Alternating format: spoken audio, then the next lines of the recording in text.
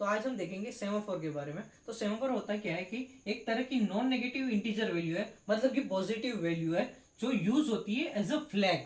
अब फ्लैग अगर आपको पता है, अगर नहीं भी पता तो बता देता हूँ कि फ्लैग एक तरह का एक वेरिएबल है जिसके अंदर आइदर 0 या 1 स्टोर होता है। ओके, अब सेमाफोर यूज करता है दो एटॉमिक ऑपरेशंस का to solve critical section problem. अब यहाँ एक क्वेश्चन अराइज होता है कि कोई भी एल्गोरिथम को हम कैसे कह सकते हैं कि वो क्रिटिकल सेक्शन प्रॉब्लम को सॉल्व करने के काबिल है।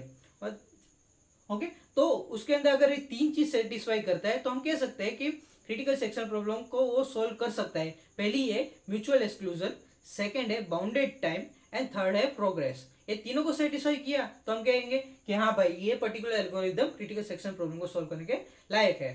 ओके, अब देखते हैं, अब दो फंक्शन है, जैसे कहा कि दो एटॉमिक ऑपरेशन है। अब इसका यूज कब होगा? जब हम पर्टिकुलर मतलब वेरिएबल को डिक्लेयर करेंगे, उसके बाद ही हम इसको यूज कर सकते हैं। ओके, जैसे हमें कहा है कि हमारा नॉन नेगेटिव इंटीजर है, तो हम एक वेरिएबल ले लेंगे एस इक्वल टू 1। अब ऐसे क्यों लिया? क्योंकि जैसे नाम से ही पता चल रहा है कि सेमाफोर है, तो ऑब्वियसली उसका वेरिएबल का नाम ऐसे ही लेंगे। ओके, अब जैसे पहले पहले देख लेते हैं, पहला फंक्शन देख लेते हैं, वेट। अब जैसे हमने यहाँ एस इक्वल टू 1 लिया है, तो यहाँ अगर 1 जाएगा फंक्शन के अंदर, तो यहाँ चेक करेगा कि जो मेरी एस की वैल्यू है वो लेस देन इक्वल टू 0 है, यानी मेरा जो 1 है वो लेस देन इक्वल टू 0 है। नहीं तो ये कंडीशन सेटिस्फाई नहीं होगी, और मेरा जो एस की वैल्यू होगी वो क्या हो जाएगी? Obviously 1 minus 1 0। ओके, तो ये मेरी एस की वैल्यू हो गई। अब सेकेंड है हमारा सिग्नल फंक्शन। अब सिग्नल फंक्शन के अंदर हमारी जो एस की वैल्यू क्या थी? 0 थी ऑब्वियसली।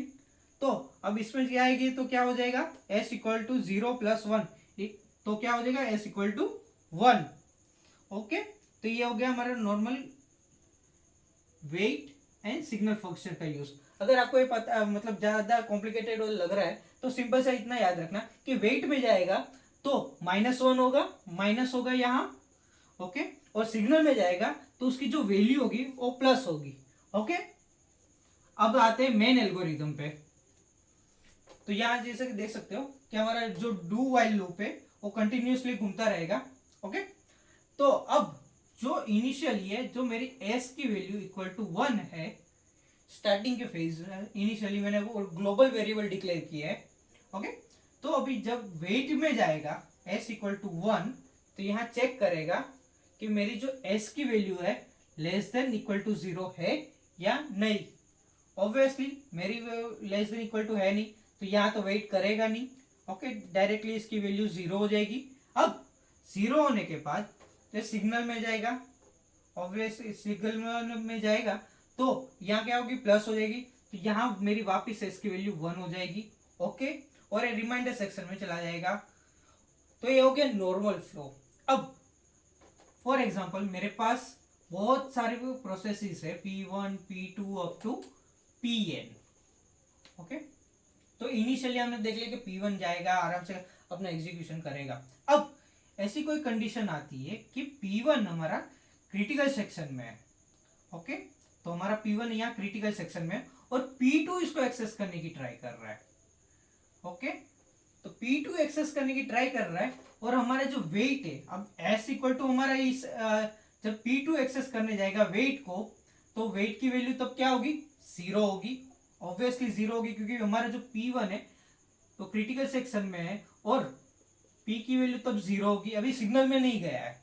ओके, तो P2 जब जाएगा वो बोलेगा कि भाई S की वैल्यू कितनी है? 0 है ऑब्वियसली। तो वाइल लूप में चेक होगी कि मेरा जो 0 है, यहाँ जो P2 का 0 है वो लेस देन इक्वल टू 0 है। हाँ ऑब्वियसली है, तो यहाँ वो वेट करेगा। ये सेमीकोलन का मतलब कुछ नहीं है कि ये जो कंडीशन पे है वो वेट करेगा तब तक जब तक कि ये कंडीशन फॉल्स नहीं होगी। और ये फॉल्स कब होगी? जब यहाँ मेरा जो P1 है वो क्रिटिकल सेक्शन से निकल के सिग्नल में जाएगा, और सिग्नल में जैसे हमें पता है कि यहाँ प्लस करेगा। ओके, तो प्लस करेगा तो हमारी एस की वैल्यू क्या हो जाएगी? 1। 1 होते ही एक कंडीशन फॉल्स हो जाएगी, और हमारा P2 यहाँ से वेट से निकल के क्रिटिकल सेक्शन में आएगा, और क्रिटिकल सेक्शन से सिग्नल में जाएगा, और ऐसे लूप चलती रहेगी अप टू Pn तक। अब इसमें जैसे कि देख लिया है कि एट अ टाइम एक ही प्रोसेस हमारा क्रिटिकल सेक्शन में जाएगा।